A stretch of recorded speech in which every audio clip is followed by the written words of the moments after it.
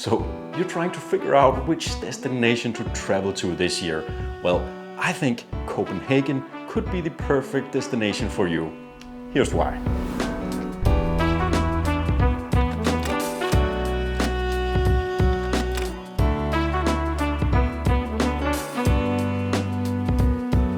Okay, so I think Copenhagen is somewhat of an underrated city. And I mean, this will make more sense in a minute, and maybe there's a better word for what I mean. Obviously, a lot of people do visit Copenhagen, and I think if you ask the people who do visit Copenhagen, they wouldn't really say it's underrated. But what I mean is, if you're kind of asking someone who is planning on traveling to Europe, and they're gonna visit like 3 cities around Europe, Copenhagen is usually not one of those 3 cities. And I mean, obviously, there are so many amazing cities all around Europe, but for a lot of people, and probably for various reasons, Copenhagen is just not all the way up there. But that might be good news for you if you do decide on visiting Copenhagen, because obviously if you go to all the famous attractions, it's gonna be really crowded. And there are a lot of tourists. I mean, if you go to Nyhavn, the Little Mermaid, to Tivoli, especially around peak season during summer, it's just packed with tourists. But at the same time, if you go just a little bit away from these places or even to some of the other parts of the city, it can be basically completely empty from tourists. So what I'm saying is, if you kind of want an experience in a very cool city in Europe, but it's a little bit away from the crowds, you can't get that here in Copenhagen. And I think that's pretty cool. Oh, and by the way, my name is Adam and I make videos about my life here in Denmark and how to travel Copenhagen, how to visit other places around Denmark, and I recently purchased a very old house here in Denmark and I'm now renovating it, so that's why it's so messy. So if you want more videos about life and travel in Denmark and Copenhagen, you should consider following along. But about the underratedness of Copenhagen again, just take the area of Copenhagen called Frederiksberg, which is one of my favorite parts in the whole city. Like, this is such a beautiful part of the city and there's just not that many tourists here. And I think a lot of it is just that, you know, many of the major landmarks are not really here. They are all around the city center, so that's where most tourists are. I do have a video about some of the different areas of Copenhagen and where you could consider visiting or even staying for when you're here. I think a great way to explore Copenhagen is to stay in an area like Frederiksberg, so you can explore an area where there aren't a lot of tourists, and then you can go from there to all the attractions and sites that you want to see.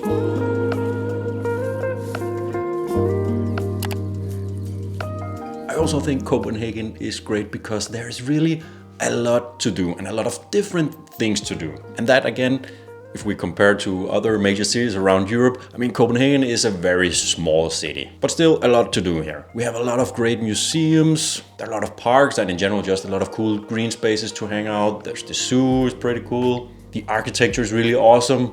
So just building, watching, and I mean, I think that applies whether you're into the older styles of architecture or more modern. I mean, Copenhagen kind of has it all. There's just loads of different events and activities all over the city. A lot of bars, a lot of clubs. So what I'm saying is there's something to do kind of no matter what your interests are, how old you are, if you're traveling as a family, if you're like looking to party, maybe you're a little bit older, looking to chill a little bit more. There's really something for everyone. There are even some great beaches within like a very short distance, or you could just do as most Copenhageners do and go for a swim in the canals, which is really something I recommend. So even if you are more of a beach goer, you could find yourself in Copenhagen on one of the hot days and you just go to the canals and you hang out, have a picnic, drink some beers, tan a little bit, and then go for a swim. It really adds a lot of atmosphere and just a great vibe to the city. And just circling back to that point about Copenhagen being such a tiny city, you can really just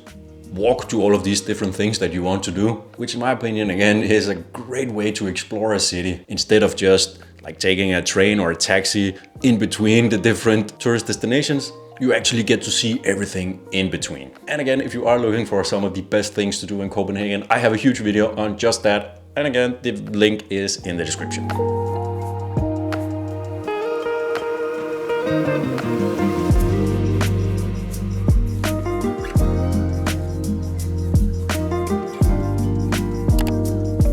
I also want to touch on how Copenhagen is just a very, very safe city to travel to. I mean, of course, that's always something you should consider when you're looking for a destination to travel to, but it doesn't really get much safer than Copenhagen, to be honest. Of course, there's always gonna be like petty crime, and especially tourists can always be vulnerable for pickpockets and so on.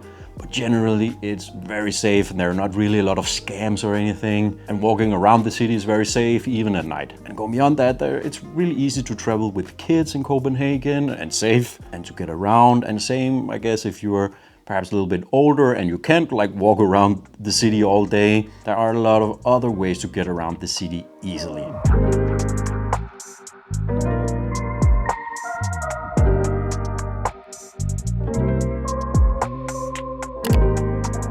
Now, there's gonna be a kitchen here at some point, hopefully, but now I wanna talk about food, because Copenhagen really has a great food scene, which is also one of the things it's kind of famous for. And of course, there is all the fancy Michelin star restaurants, high-end fine dining and all that, which I have never really tried.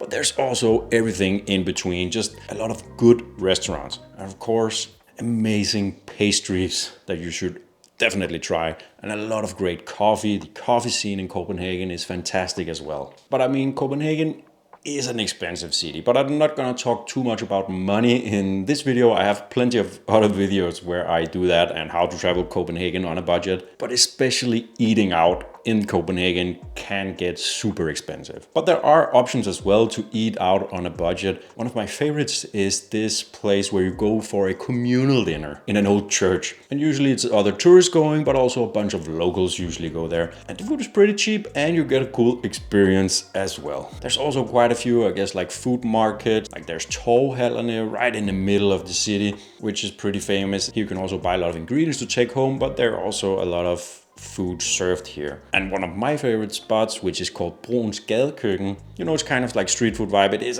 again, a little bit pricey, but the food here is great and the vibe, especially in the summertime, is just fantastic.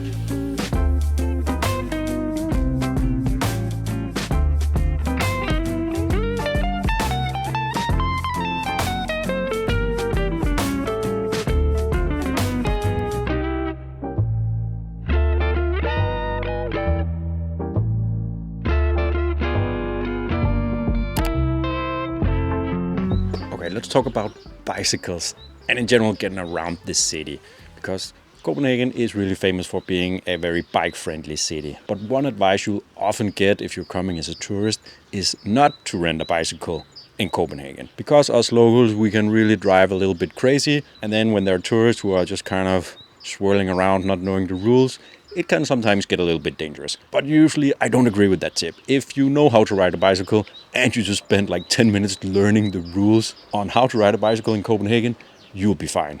And then it's a fantastic way to explore the city and get around. But of course, it's not the best place to actually learn it driving around the city center.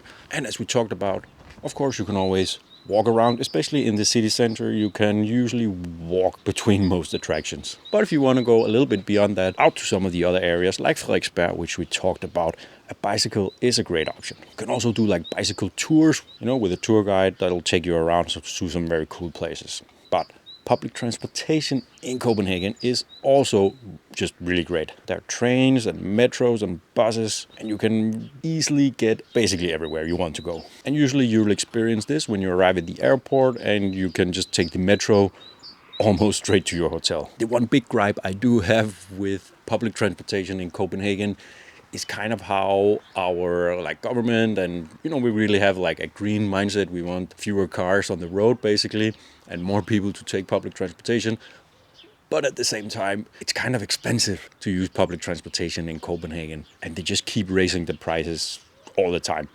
But that's another discussion. If you're coming to Copenhagen, walk, rent a bicycle and take the metro. It's really simple. And for public transportation, use the app or website Journey Planner to figure out how to get where you go.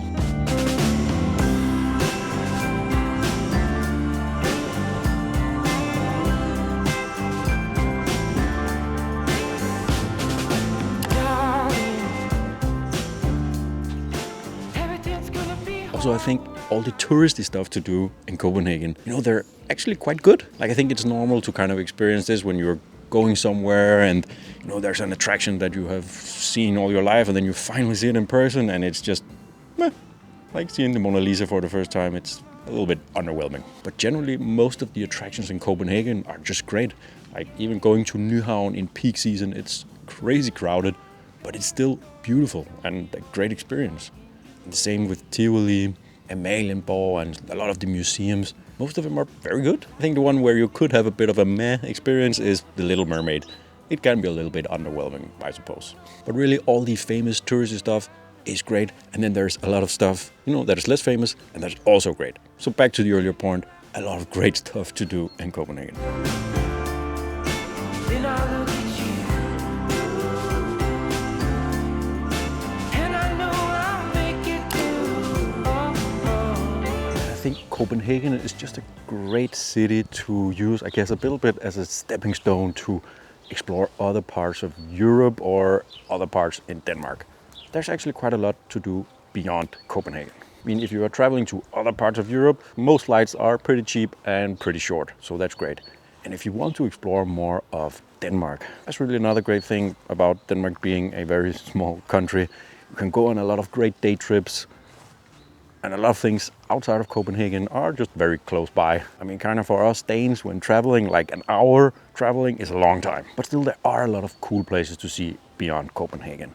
I think the one bad thing is that the public transportation outside of Copenhagen is not that great, especially if you're kind of coming here as a tourist wanting to visit different sites. For one, it's really expensive to travel like across the country and visiting many different sites. Usually it's simply cheaper to rent a car. And then generally it's mostly the larger cities that are more well connected. So you can travel around Denmark with public transportation, but it could be quite expensive and a little bit of a nightmare. But if you do want to see what Denmark has to offer beyond Copenhagen, then make sure to subscribe, because I'm gonna be making a lot of more videos about that, and also a lot more videos about traveling Copenhagen.